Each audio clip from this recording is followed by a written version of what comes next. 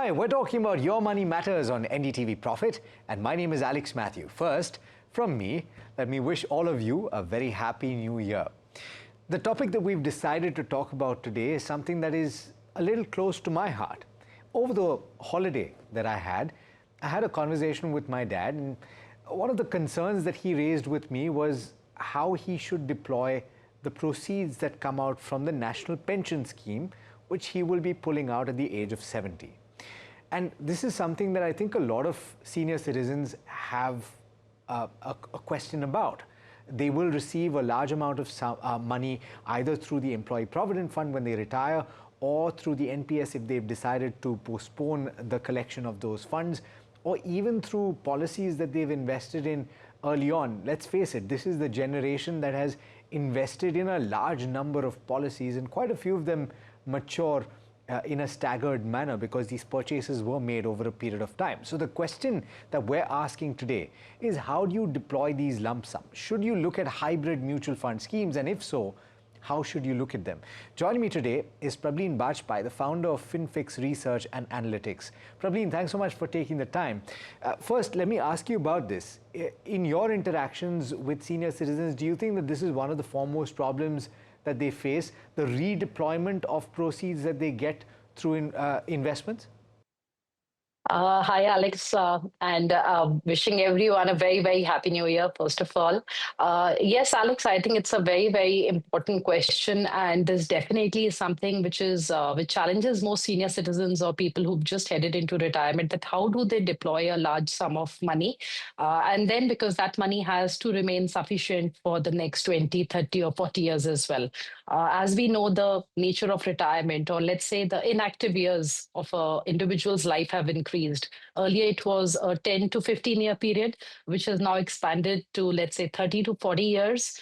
And I think that's pretty evident how senior citizens are of today by the very portrayal of how, the movement in the Bollywood movies from showing a senior citizen as a dependent and inactive individual to people who are actually financially independent, socially active, and traveling a lot. So I think the whole setup of how senior citizens also look at money has changed. But yes, this question still remains important, that how the deployment needs to be done, because it needs to take care of how taxation will be during your these retirement or years when you're looking at cash flow and using your corpus. It also still needs to take care of any sort of an inflation risk, interest rate risk, and changes in the markets, Alex, that would happen in the next 20, 30 years. So the predictability for those coming decades is low. So everything has to be factored in when this question is answered. So that's very well put, but let's talk about why this is important to factor in. And I think the other major issue that senior citizens have is they can't contemplate inflation where it was. And of course, it's come down to where we stand right now, and the average rate is expected to be anywhere between 3 to 4% for the foreseeable future, and that will actually move lower. But having said that, Prableen, the way that costs go up over decades is incredible. And here we're talking about at least 20 years, 25 years that you now have to budget for post-retirement. So can you put that into perspective? Absolutely. So, Alex, let's say today at 60, if somebody starts off their retirement with roughly 75,000 of monthly expenses, at 6% inflation, I think irrespective of whatever the RBI numbers would be, the lifestyle inflation continues to remain high. The movie hall tickets are not going down, travel, healthcare, everything is expensive. So we take 6% as inflation, and this figure of 75,000 per month becomes roughly 1,30,000 at the end of this first decade. So by the time the individual is entering the second decade of retirement, the monthly expenses have almost doubled.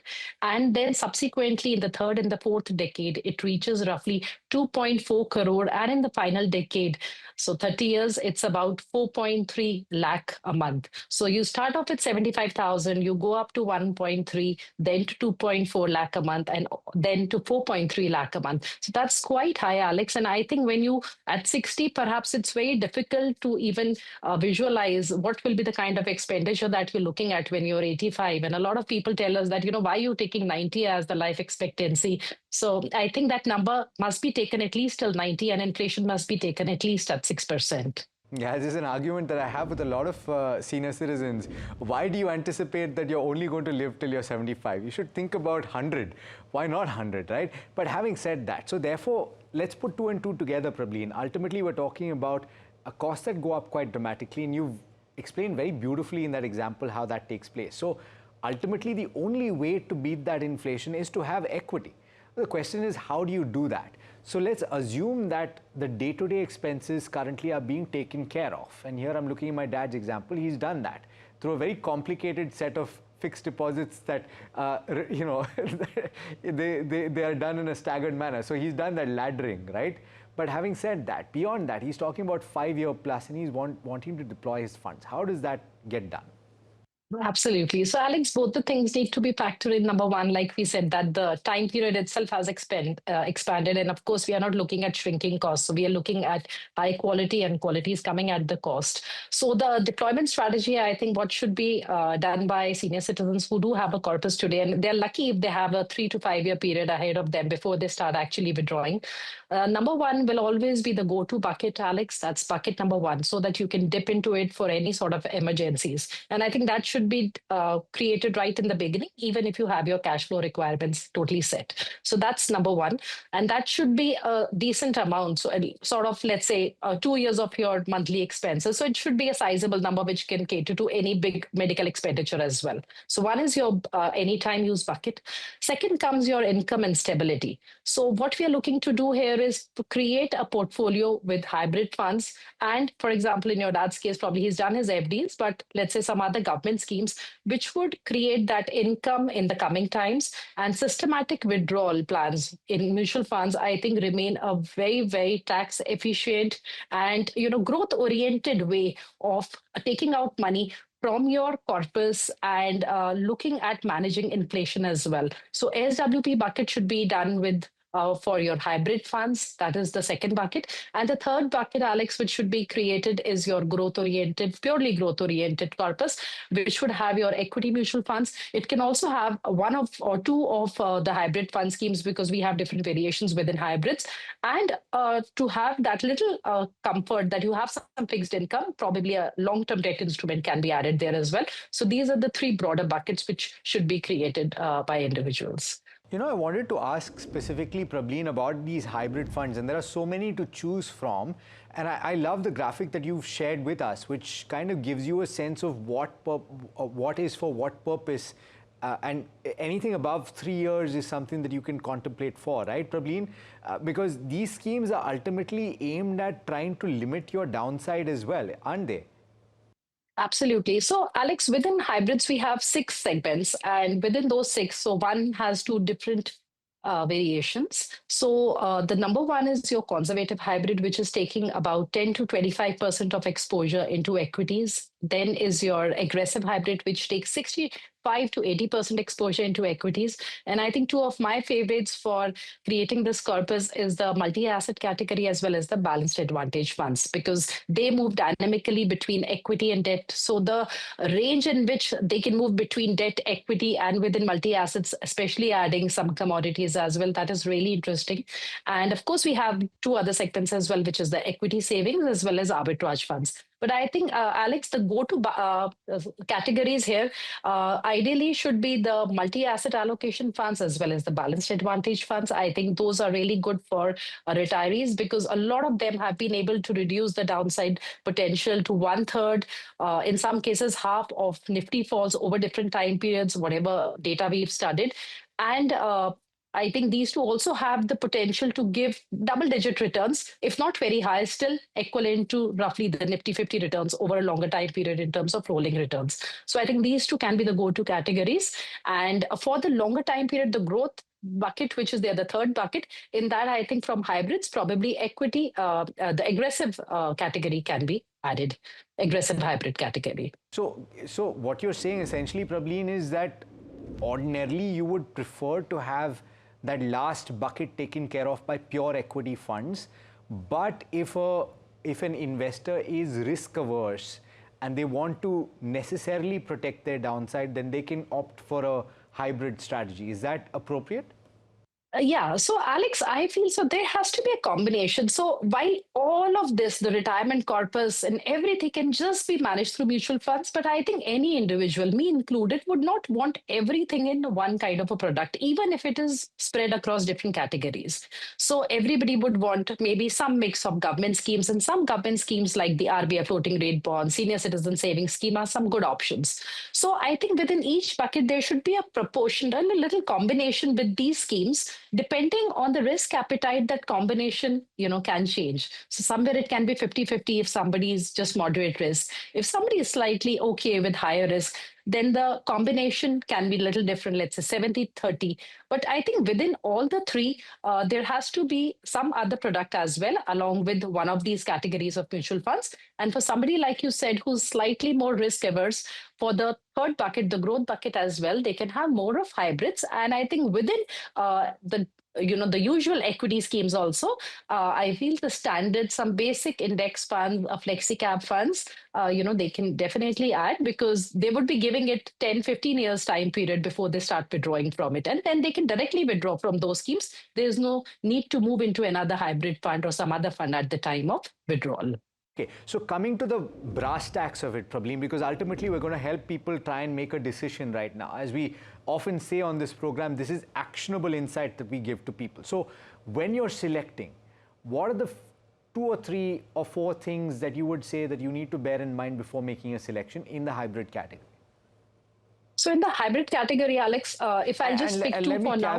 Let me caveat, this is specifically for senior citizens that want to deploy for over 3 years.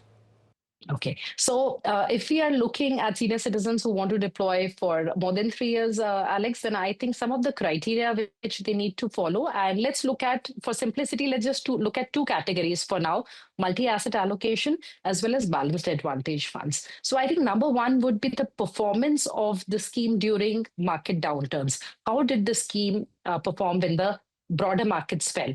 For example, two of the falls we've seen post-COVID. One was in 2021 till June 22, and then the September 24 to March 25 fall. During both these falls, Alex, Nifty fell by roughly 16% and 15.5%. And the balanced advantage category, the average fall was roughly 8 to 9%. For multi-asset funds, it was 7 to 8%. And the best and the worst performers, of course, it's more and less. But I think these two categories have the potential, if you select the schemes nicely, to reduce the downside. So downside protection is one. Volatility of the scheme, how sharply it's rising and falling. We don't want those schemes in the portfolio.